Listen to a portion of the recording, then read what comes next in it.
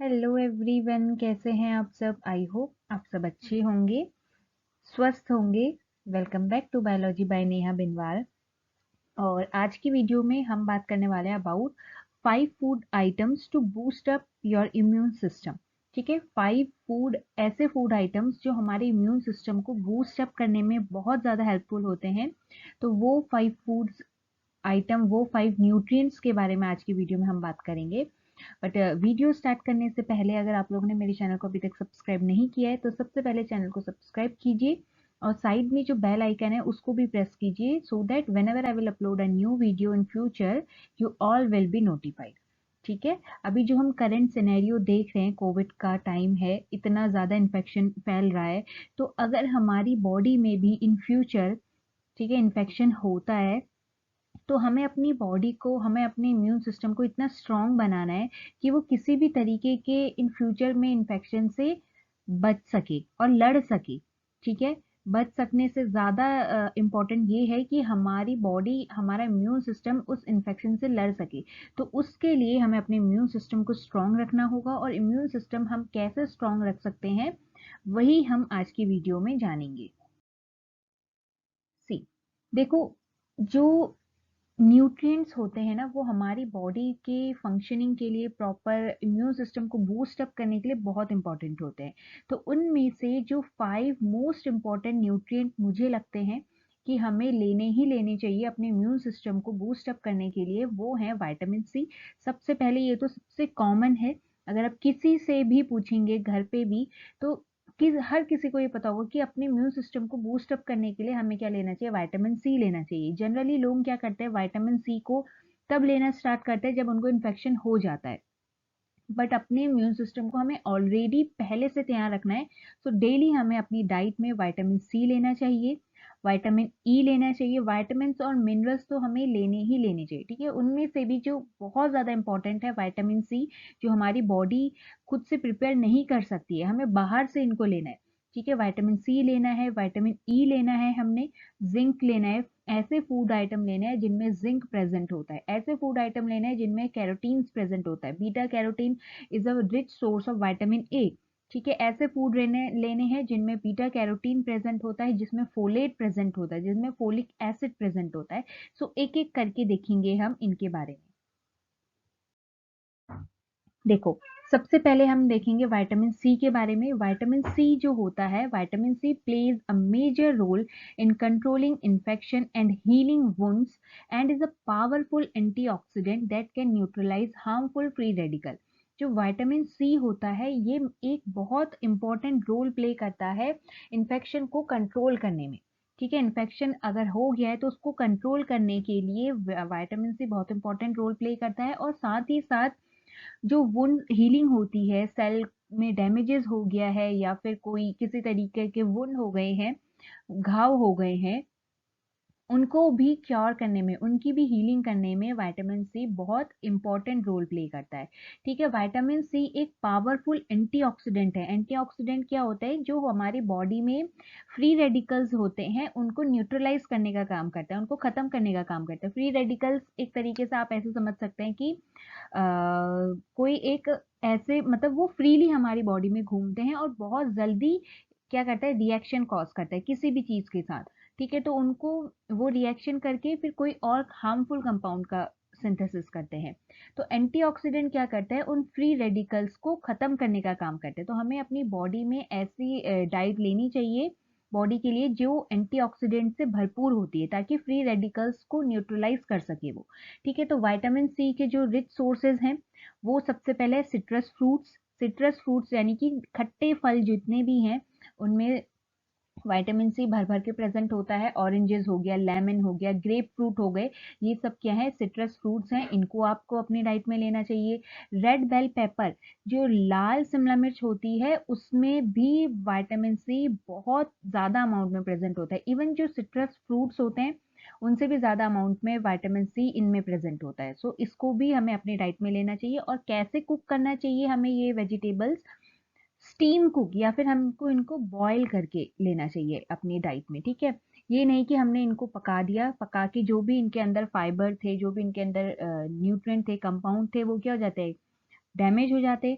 तो हमें ये कोशिश करनी है कि अगर हमने किसी भी चीज़ का पूरा फ़ायदा लेना है तो उसको हमने उस वेजिटेबल को हमने या तो स्टीम कुक करना है या फिर उसको हल्का सा बॉईल करना है, बस हो गया। ठीक है, उसको लेना है तो उसमें जो अमाउंट है, जो भी चीज़ उसमें प्रेज़ेंट है वो प्रॉपर अमाउंट में हमारी बॉडी को मिल सकेगी। बेरीज़ वाले जितने भी फ्रूट हैं, बेरी वाले फ्रूट हैं, चाहे रेस्पबेरी है, स्ट्रॉबेरी है, ठीक है, ब्लूबेरीज हैं, तो इनमें भी विटामिन सी प्रेजेंट होता है, तो ये बेरीज को भी हमें अपनी डाइट में इंक्लूड करना चाहिए। कीवी है, kiwi is a rich source of vitamin C. Okay, ये हमें अपनी डाइट में लेना चाहिए। Kiwi is also rich source of potassium and folate. आप अभी नेक्स्ट एग्जाम्पल में देखेंगे कि फोलेट भी इसमें बहुत हाई अमाउंट में प्रेजेंट होता है, पोटेशियम भी इसमें बहुत हाई अमाउंट में प्रेजेंट होता है। सो आप एक कीवी ले, सारा काम चल जाएगा, विटामिन सी भी आपको मिल जाएगा, आपको फोलेट भी मिल जाएगा, आपको जिंक भी मिलेगा, आपको पोटेशियम भी मिलेगा। ठीक है, ब्रोकली, ब्रोकली एक ऐसी वेजिटेबल है, one of the best vegetable.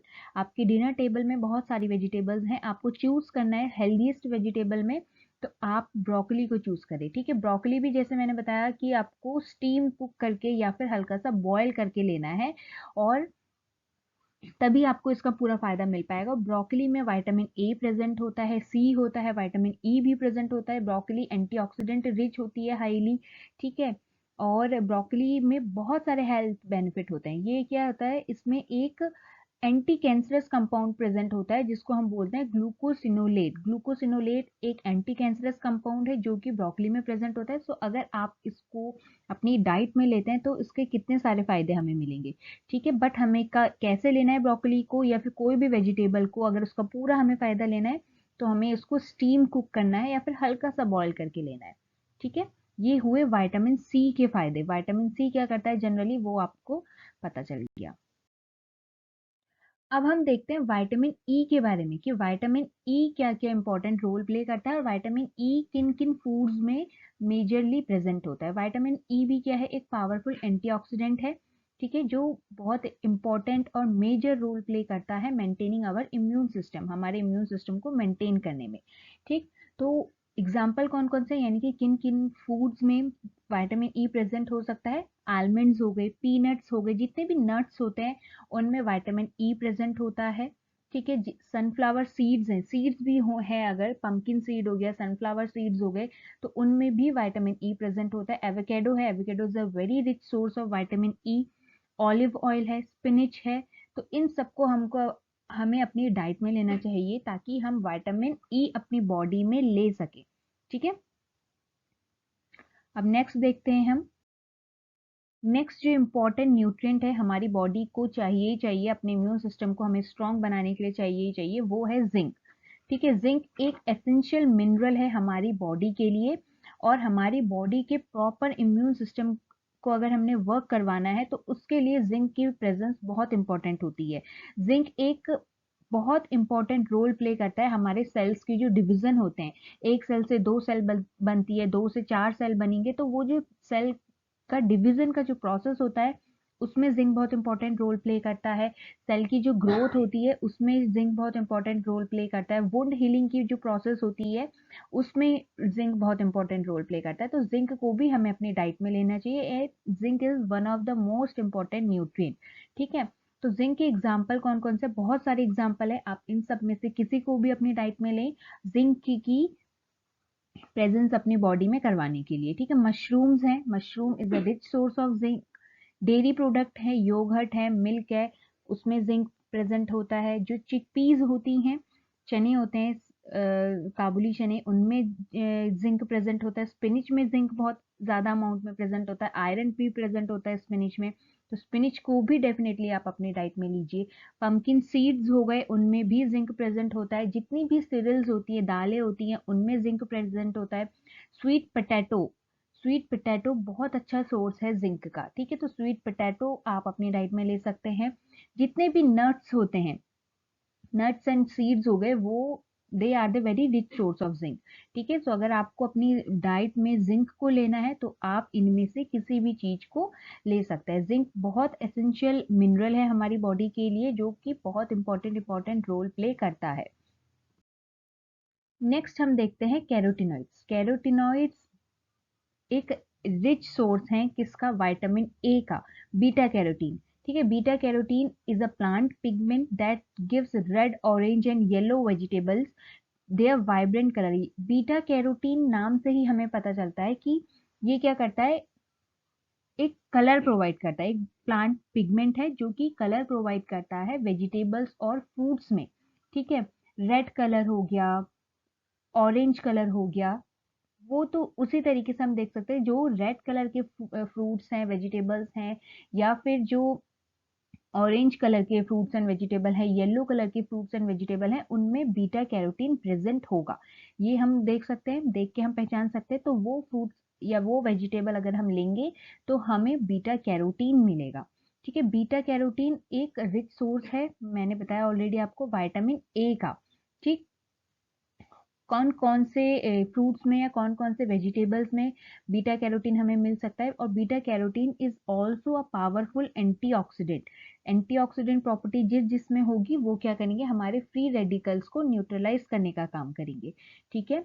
Free radicals ऐसे ही आवाराओं की तरह हमारी बॉडी में घूमते रहते हैं, और जहां पर भी उनको कुछ मिला वहां पे वो रिएक्शन करके कुछ हार्मफुल कंपाउंड का सिंथेसिस करते हैं।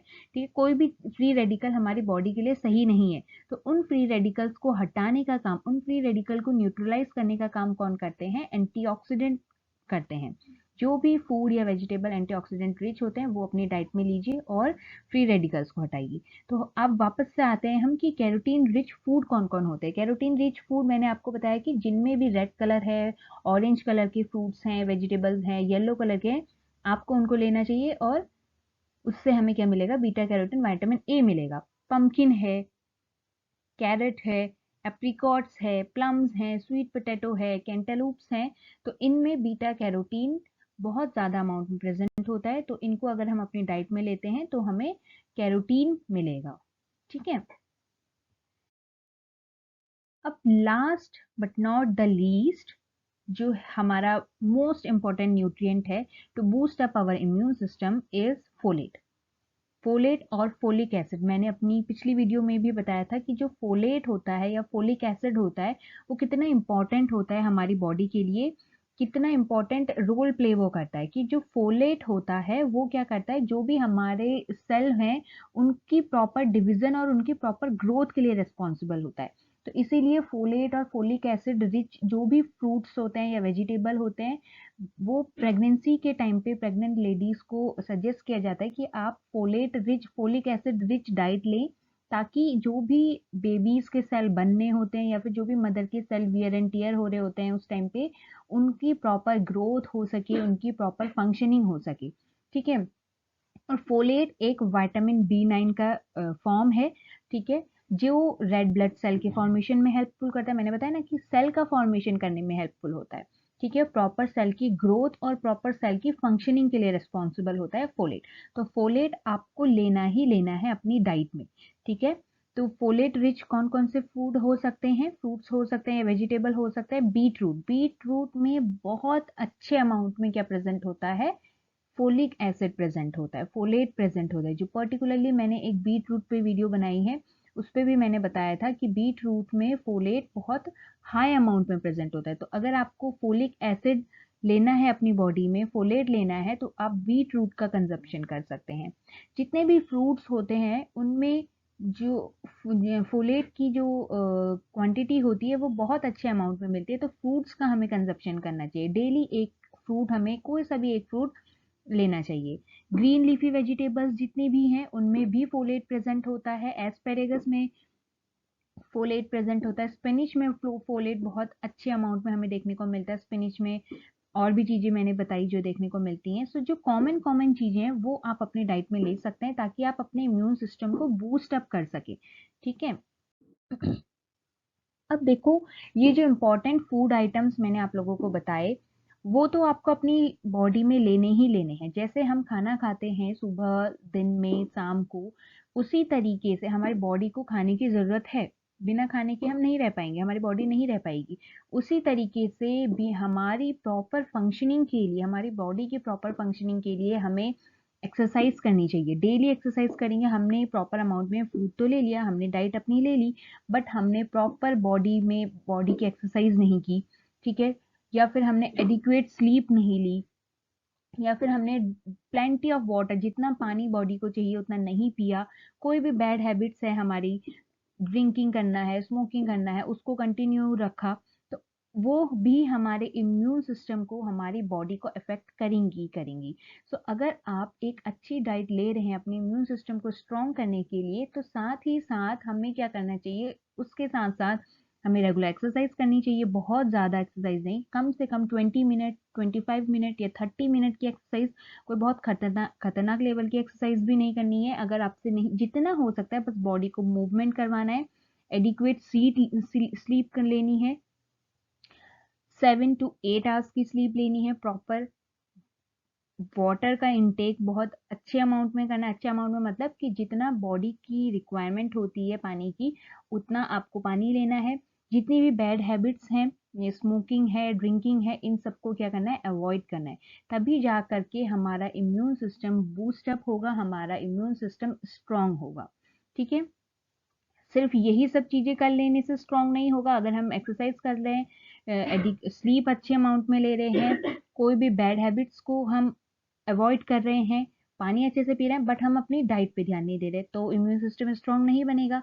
या फिर हम अपनी डाइट पे ध्यान दे रहे हैं और ये सब चीजें नहीं करें, तो भी इम्यून सिस्टम बूस्ट अप नहीं होगा, इम्यून सिस्टम स्ट्रांग नहीं होगा। उसके लिए हमें क्या करना है, अपनी बॉडी को प्रॉपर डाइट भी देनी है और प्रॉपर चीजें भी उसके लिए करनी है। यहीं तक थी आज की वीडियो। आई होप आप लोगों को वीडियो पसंद आई होगी। अगर वीडियो पसंद आती है तो वीडियो को लाइक जरूर कीजिए, शेयर कीजिए अपने फ्रेंड्स के साथ, अपनी फैमिली के साथ, अपने रिलेटिव्स के साथ। मुझे कमेंट करके ज़रूर बताइए आपको वीडियो कैसी लगी, और इसी तरीके की वीडियोस भी अगर आप चाहते हैं तो वो भी आप लोग मुझे नीचे कमेंट कर सकते हैं। और चैनल को सब्सक्राइब करना मत भूलना, साइड में बेल आइकन को भी प्रेस करना मत भूलना, ताकि फ्यूचर में जो भी नोटिफिकेशंस, जो भी वीडियोस मैं डालूँ उसके नोटिफिकेशंस आपको मिलती रहे। Thank you so much for watching my video. मिलती हूँ मैं आपको अपनी नेक्स्ट वीडियो में, तब तक के लिए बाय बाय, टेक केयर, अपनी बॉडी का ध्यान रखिए।